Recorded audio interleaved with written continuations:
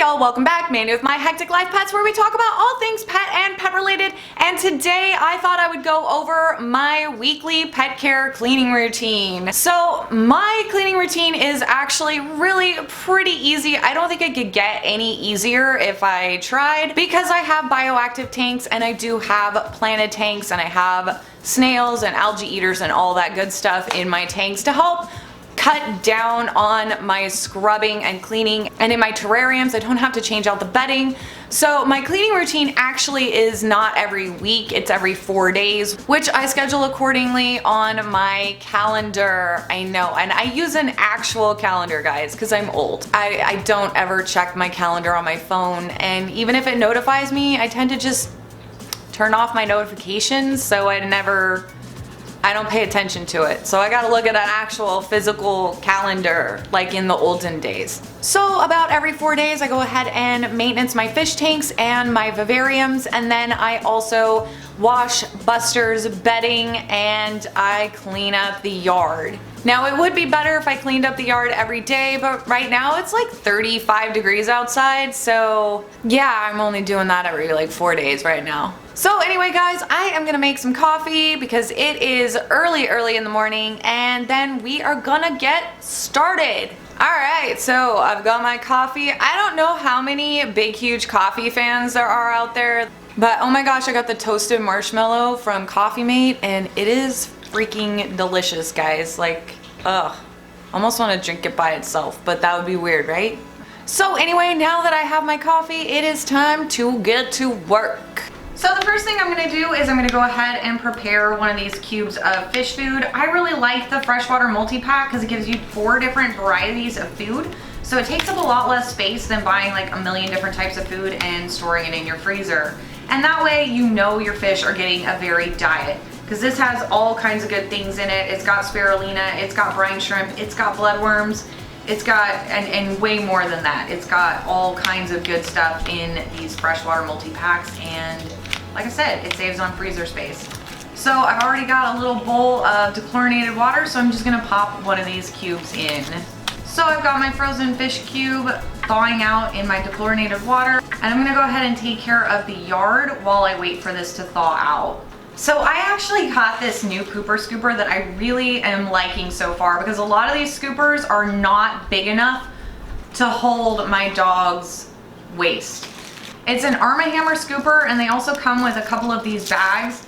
But what I realized is that a regular size grocery bag works just as well as these bags, except with the grocery bags, they're not scented, and you can buy these scented, but I go through so many poop bags between having 4 cats and a giant dog that I don't care about it being scented. It just goes straight into my big outside trash can, so I don't smell it, so I don't care about it. So I don't smell it, I don't leave this stuff in my house. That would just be so much waste and so disgusting, and no matter how scented a bag is, there's no way it can stand up to Buster and the cats. Here I am just picking up all of the little presents that Buster has left through the yard over the past 4 days.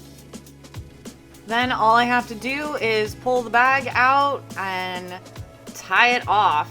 Super easy, could not be easier. The handles on these bags, seriously, like they fit perfectly on this pooper scooper. And now that I got the yard all nice and cleaned up, I'm gonna go ahead and let Buster out.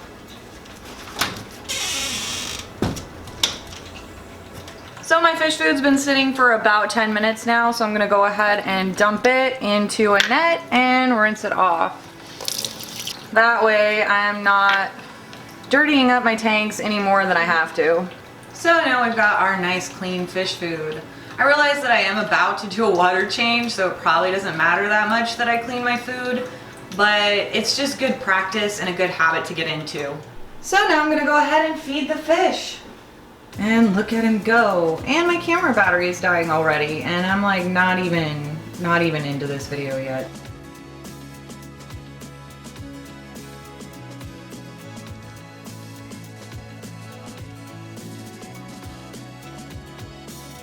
My dwarf frogs have like messed up a lot of the plants in here, so when I go through I will have to make some adjustments when I maintenance this tank today, because they definitely pulled some of the plants out of the substrate and out of the rocks. And now that I got my fish all fed, I'm gonna go ahead and charge my camera battery, and then we will get to the rest of my maintenance. Alright, so now that I have my battery all charged up, I really need to get a second battery, but they're like $60. And I'd rather spend $60 on my animals and my kid than on batteries.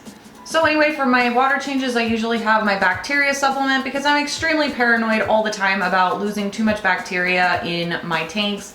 Normally I would prefer to use Stability, but I couldn't find any at the pet store, so I have to order it online. And I've got my Prime water conditioner that helps to neutralize and detoxify ammonia, nitrite, and nitrates, as well as remove the chlorine and chloramines. And then I have my CO2 booster that I like to add to help try to get my plants really growing as much as possible. And then of course I have a bucket here with my gravel vacuum. Unfortunately, my little pump thing that you can attach to the bottom of this broke. So that's sad. I have to buy a new gravel vacuum, and I'm gonna have to do this the old school way of sucking on the tube to get the gravel vacuum started. But that's okay, because each of my tanks usually only takes me 1 to 2 minutes to do.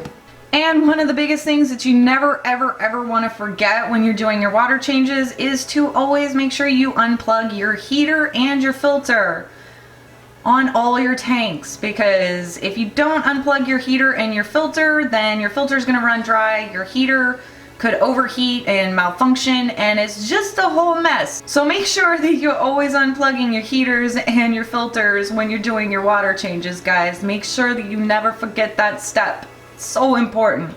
Now the lids on a lot of my tanks are glass, so I like to put a towel down just to put the lid on, so that way I don't have to worry about it maybe potentially cracking or breaking. It's on a soft surface. So if I accidentally manhandle it too much, it's much less likely to break or crack. I did crack one of my lids a long time ago when I just set it on the counter, and I was trying to be gentle with it, and it just cracked so easily that I like to put a towel down now. Tanks are not cheap to replace. So I'm gonna go ahead and get this siphon started.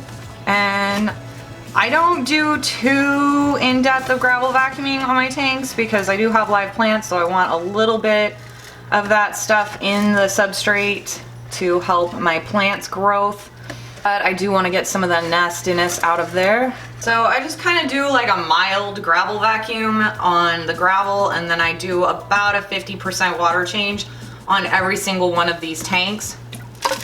Most of my tanks are considered like nano aquariums, so I have to do pretty big water changes just to make sure that my water quality always stays perfect. Now when I am adding water back into the tank, I try to make sure that the temperature of the water that I'm adding back in is the same temperature. I want it to be really close, like maybe within 1 to 2 degrees of the temperature of the water that's in the tank. This way I don't have to worry about, when I'm doing my water changes, sending my fish into some sort of crazy shock, because you don't want to add freezing cold water back into a nice warm aquarium, because you're gonna cause such a huge tank temperature fluctuation that you could easily shock and maybe kill your fish. So I do have really small tanks, so it really does not take a whole lot as far as my chemical additives. With the bacteria supplement, always make sure to shake it really well, because the bacteria likes to settle at the bottom, and that's not going to do you any good if you don't shake it up. Like I said, I don't really know if this is 100% necessary, but I'd rather be safe than sorry, and I know that I'm losing some bacteria when I do my gravel vacuum, that I'm probably pulling some of the bacteria out of the gravel. And especially whenever I change my filter cartridges, then I go crazy with adding bacteria supplement. Because whenever you change your filter media out, you're gonna lose a ton of bacteria, because a lot of that bacteria, a lot of that good bacteria is gonna be housed in your filter media. So anytime you change your filter media, do yourself a favor, add some bacteria back into the tank, because you don't want your nitrogen cycle to just start over. So now I'm gonna go ahead and add water back to this tank and do the rest of my tanks really fast. I did want to add in real quick that I don't ever remove my fish from the tanks when I'm doing my gravel vacuum, because the more often that you move a fish back and forth, the more stress that you're putting on a fish. Especially with the bettas, because their fins are extremely delicate, so trying to take them out and put them back in with a net or something like that can really wreak havoc on their fins and cause a lot of issues. And it's causing additional stress to your fish that is just completely unnecessary unless you're going to be redoing the entire tank.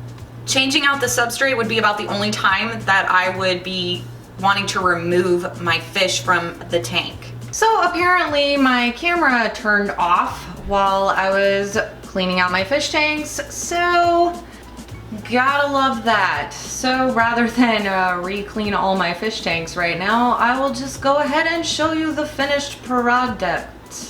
Snowflake's fins are starting to finally grow back from him having a little bout of fin rot, which I'm really happy about. Both he and Freddie ended up with fin rot after our whole stressful journey across the country.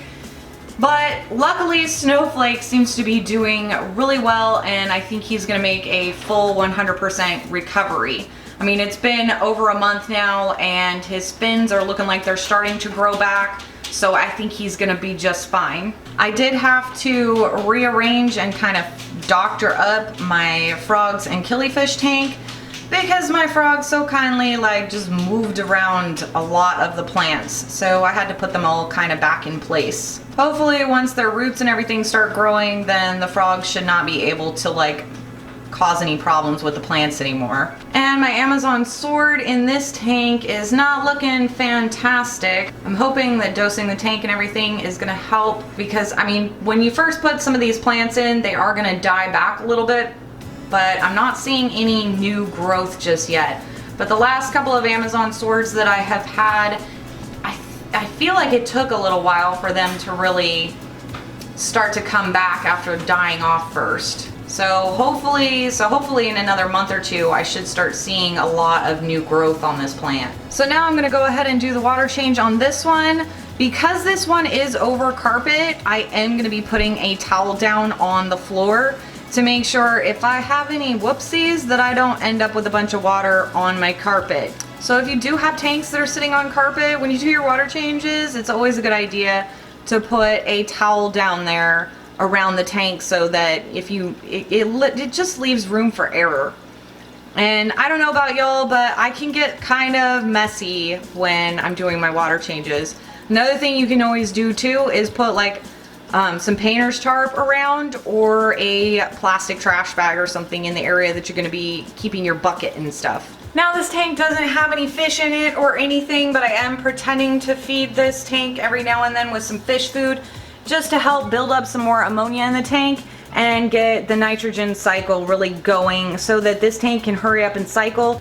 My fish, I'm not sure when they will be shipping to come out here because it has been really cold weather outside lately, so I'm not 100% sure when things will warm up enough that they can be shipped safely over here with the best chance of survival.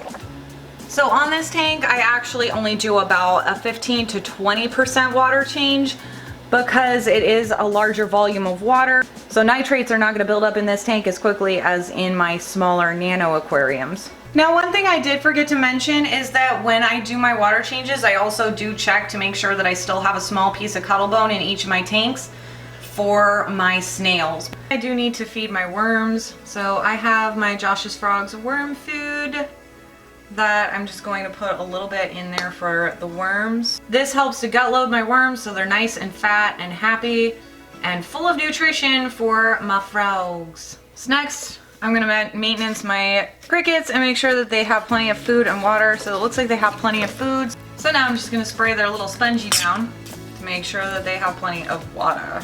You don't want to fill a water dish for the crickets because they will probably drown in it as they are super smart. Next up, I gotta maintenance my isopods, so I am just going to go ahead and spray one side down a little bit. They have plenty of cuttle bone. I'm not seeing any mold or anything. I actually check this every day, but I only feed them every few days. So I am gonna sprinkle in some fish food for them so that they have a nice meal. They're still so small and I can never seem to catch one on camera. But I guess as my culture grows, then I'll have so many that it'll be impossible to not be able to find them in the tank. So next I'm going to check out my crested gecko's tank. His tank is actually not looking too bad. Now that I've got paper towels, I'm gonna just go ahead and wipe down the sides of the glass. I'm not seeing anything that I'm gonna need to take the scraper to, I don't think.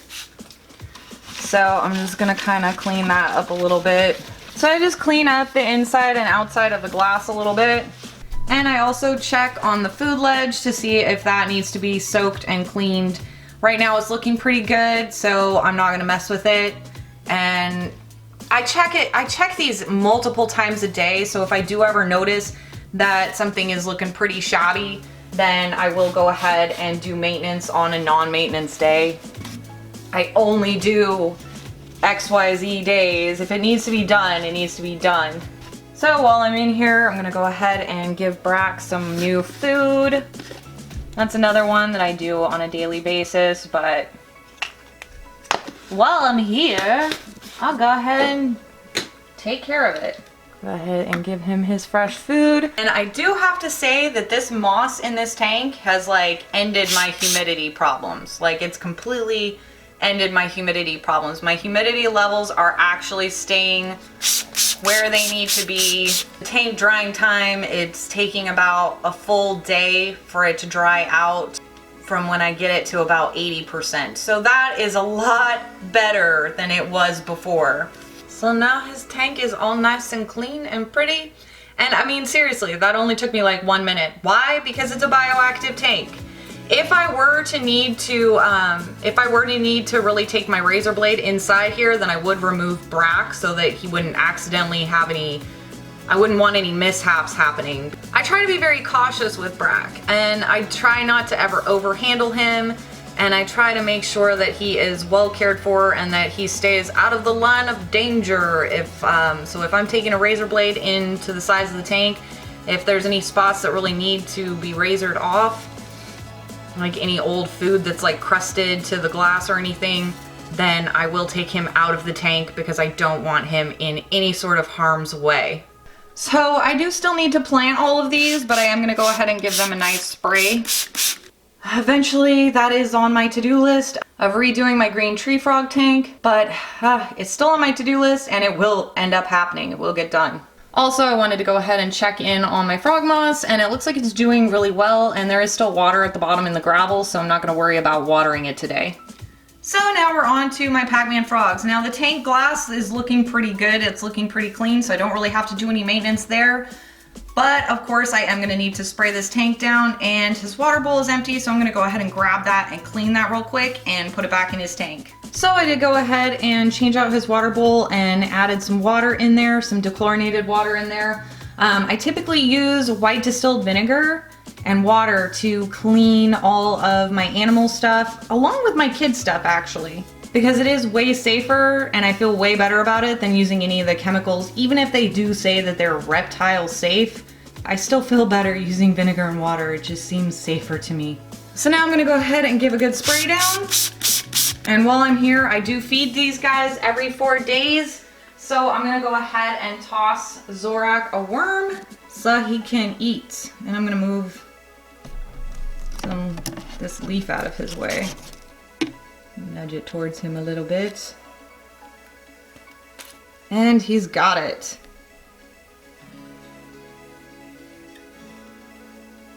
Who likes his wormies? Oh, Zorak.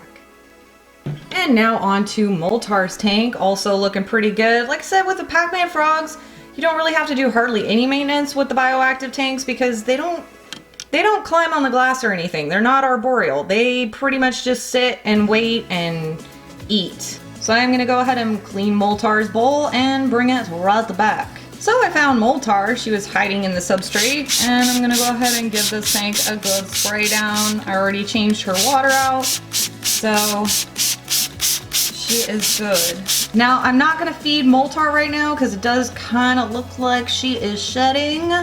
So I'm gonna go ahead and leave her alone for now, and then once she's done with her business, then I will go ahead and feed her too.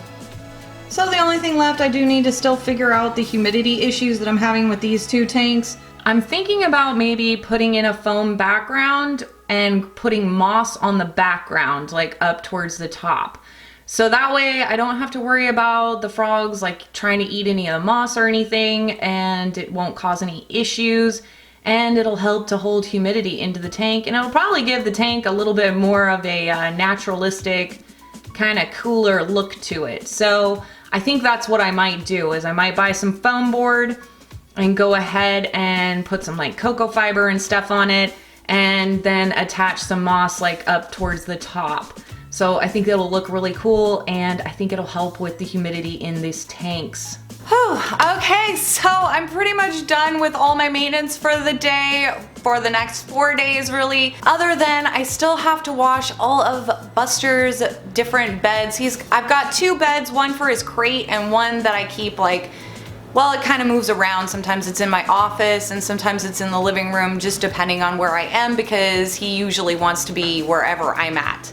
So to make sure that my house doesn't end up stinking like dog, I wash his bedding every 4 days along with all the rest of my tank maintenance. Today my maintenance probably took me about 3, maybe 4 hours to do, mostly because my camera battery kept dying in the middle of things, in the middle of filming, and so I kept having to recharge it as soon as I realized that the battery died. So I might have to invest in buying another battery, maybe even 2 batteries if I'm going to be filming longer videos and not have to wait like 20 or 30 minutes for my battery to charge. So if I had actually done this without having to deal with moving the tripod around and everything like that, without filming it, it probably would have taken me maybe 45 minutes, which is not that much time, and I love having the bioactive tanks. I really love having planted fish tanks. It saves me so much time, and just even simple things like having a pooper scooper that you can line with a bag instead of having to dump in a bag after you're done picking up all of the droppings. All these things add up on time that can be better spent observing my pets and playing with my pets and just enjoying being around them instead of just another chore. Like, it's so much easier. I also totally have a robot vacuum cleaner. If you have cats or dogs or both, like I do, I definitely recommend checking out these robot vacuum cleaners. I have a Neato. I've used Roomba before. Right now, I think I like the Neato better because it kind of has a better clear path, whereas the Roomba kind of bumbles around a little bit, but either way they help get the job done and my house is not covered in hair. So anything that makes pet care simpler and gives you more time to actually spend with and enjoy your pets, to me is a fantastic thing. So anyway guys, that's all I really have for y'all today. As always, thank you so much for watching. I love you guys, and I'll see you in my next video. Bye!